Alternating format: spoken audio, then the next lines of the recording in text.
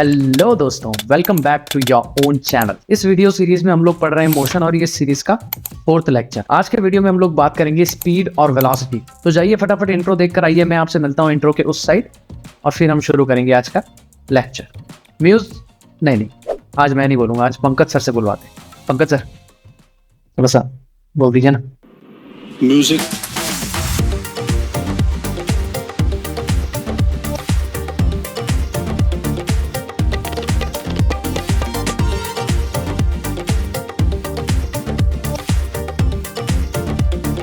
तो स्पीड और वेलोसिटी के कॉन्सेप्ट शुरू करने से पहले मैं आपको rate of change of any physical quantity के बारे में थोड़ा बताने वाला। देखिए, हमारा जो सब्जेक्ट है फिजिक्स, इसमें हम काफी सारे फिजिकल क्वांटिटीज के बारे में समझते हैं। अब आप पूछेंगे कि फिजिकल क्वांटिटीज क्या होती है। तो फिजिकल क्वांटिटीज वो क्वांटिटीज होती है जिन्हें हम मेजर कर सकते हैं, जैसे speed, distance, time, weight, force और ऐसी बहुत सारी क्वांटिटीज होती है, बहुत सारी फिजिकल क्वांटिटीज होती है जिनको हम फिजिक्स में पढ़ते हैं। अब बात करते हैं rate of change of any physical quantity. जब कोई फिजिकल क्वांटिटी चेंज होती है और हम उस चेंज को जब टाइम से डिवाइड करते हैं तो जो हमें रिजल्टेंट मिलता है उसको कहते हैं rate of change of that particular physical quantity. मैं आपको एग्जांपल से समझाता हूँ। मान लीजिए एक टैप है और एक बकेट है।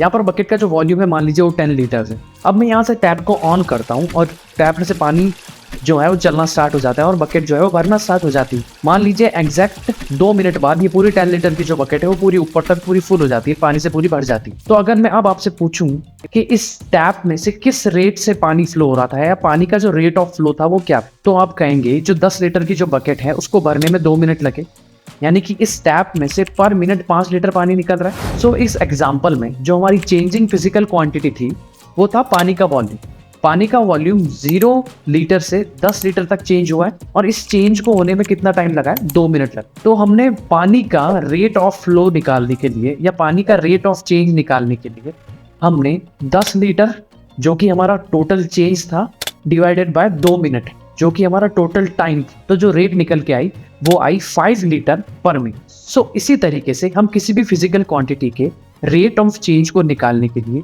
The change in physical quantity divided by the time taken for that change करते हैं। अब चूंकि आप rate of change of any physical quantity को समझ चुके हैं तो अब हम स्पीड और वेलोसिटी की तरफ बढ़ सकते हैं। लेकिन स्पीड और वेलोसिटी को स्टार्ट करने से पहले आपको डिस्टेंस और डिस्प्लेसमेंट के बारे में पता होना चाहिए। अगर आपने हमारा प्रीवियस वीडियो डिस्टेंस और डिस्प्लेसमेंट पर नहीं देखा है तो आपको ऊपर लिंक मिल जाएगा, आप वहां से जाकर चेकआउट कर सकते हैं, या आप हमारे चैनल को विजिट करके भी उस वीडियो को और बाकी सारे वीडियोस को चेकआउट कर सकते। तो चलिए अब स्टार्ट करते हैं स्पीड और वेलोसिटी। हम लोग स्टार्ट करेंगे स्पीड की डेफिनेशन। स्पीड की डेफिनेशन कुछ इस तरह से है कि speed is the rate of change of distance of an moving object. मैं इसको आपको एक एग्जांपल से समझाता हूँ। मान लीजिए आपको पॉइंट ए से पॉइंट बी तक जाना है और इस जर्नी में आप कुछ ऐसा पाथ फॉलो करते हैं या 50 मीटर्स ऐसे चलते हैं, फिर 50 मीटर्स ऐसे चलते, और मान लीजिए इस पूरी जर्नी को कवर करने के लिए आपको 20 सेकेंड्स का टाइम लगता है। अब मैं अगर आपसे पूछूं, जब आप अपने स्टार्टिंग पॉइंट पे थे, जब आपने अपनी जर्नी स्टार्ट भी नहीं की थी, तब आपने कितना डिस्टेंस कवर किया था? तो आप लोग बोलेंगे कि हम वहां से चले भी नहीं थे, हम वहां से मूव नहीं हुए थे, तो हमने 0 मीटर डिस्टेंस कवर किया था। लेकिन अगर मैं आपसे पूछूं, जब आप इस पॉइंट पे थे, आप अपनी मिडल ऑफ द जर्नी में थे, तब आपने कितना डिस्टेंस कवर किया था? तो आप कहेंगे हमने 50 मीटर्स का डिस्टेंस कवर किया। अगर मैं आपसे पूछूं कि at the end of the journey आपने टोटल डिस्टेंस कितना कवर किया है, तो आप कहेंगे इस पूरी जर्नी में हमने 100 मीटर्स का डिस्टेंस जो है वो कवर किया। तो अब अगर मैं आपसे पूछूं कि ये जो डिस्टेंस आपने कवर किया है उस डिस्टेंस की रेट क्या थी, या दूसरे शब्दों में कहूं तो इस पूरी जर्नी में आपकी स्पीड क्या थी, क्योंकि स्पीड की जो डेफिनेशन मैंने आपको बताई वो थी speed is the rate of change of distance. So अगर मैं आपसे पूछूं कि इस जर्नी में आपकी स्पीड क्या थी, तो आप बताएंगे the change in distance that was 100 metres divided by the time taken for that change which is 20 seconds. So जो आपकी स्पीड इस जर्नी में थी वो थी 5 मीटर पर सेकेंड। अब आप में से कोई ये कहेगा कि यार ये चीज़ तो हमें पहले से पता थी, क्यों फालतू में हमारा टाइम वेस्ट किया, सीधा सीधा ही हमको बता देते कि speed equals to distance upon time. तो बेटे बात कुछ ऐसी है कि इस चैनल पर हम लोग कॉन्सेप्ट्स याद नहीं करते, मेमोराइज नहीं करते, हम उन्हें समझते हैं। फिजिक्स में हम बहुत सारी फिजिकल क्वांटिटीज को पढ़ते हैं, जैसे distance, displacement, speed, velocity, acceleration, momentum, और इनमें से काफी सारी फिजिकल क्वांटिटीज की हम रेट को भी पढ़ते हैं, उनको समझते हैं। जैसे हम फ्यूचर में वेलोसिटी पढ़ेंगे, उसके बाद हम एक्सेलरेशन पढ़ेंगे, फिर हम न्यूटन्स का सेकेंड लॉ पढ़ेंगे जिसमें हमें rate of change of momentum की जरूरत पड़ेगी। तो इसलिए मैंने आपको पहले बकेट और टैप वाला एग्जाम्पल दिया, जिससे आपको आइडिया रहे कि the rate of change of any physical quantities का एक्चुअल मीनिंग क्या होता है। अब आप लोग स्पीड को समझ ही चुके हैं, तो अब चलिए बात करते हैं वेलोसिटी। वेलोसिटी की डेफिनेशन की बात करें तो वेलोसिटी की डेफिनेशन है, velocity is the rate of change of displacement of an moving object. Don't get confuse between velocity and speed. Speed के केस में रेट ऑफ डिस्टेंस था, वेलोसिटी के केस में रेट ऑफ डिस्प्लेसमेंट है। चलिए पिछले एग्जांपल में वापस आ जाते हैं। आपको पॉइंट ए से पॉइंट बी में जाना था।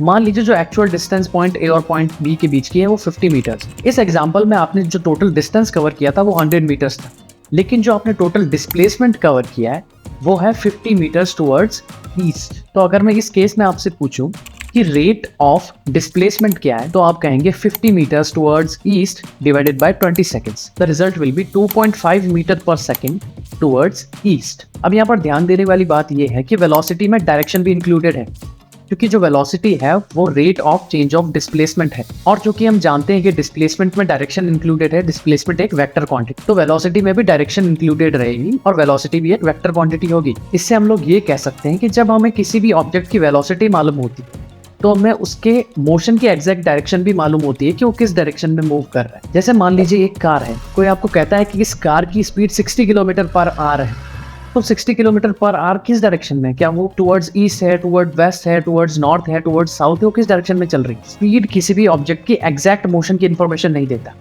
लेकिन मैं अगर आपसे कहूं कि एक कार है जिसकी वेलोसिटी 60 किलोमीटर टुवर्ड्स ईस्ट है, तो आपको इस इंफॉर्मेशन से एग्जैक्ट पता चल रहा है कि उस कार की मोशन किस तरफ है और वो कार कैसे मूव कर रही है। तो यार आज के वीडियो में काफी सारे कॉम्प्लेक्स कॉन्सेप्ट हमने समझ लिए।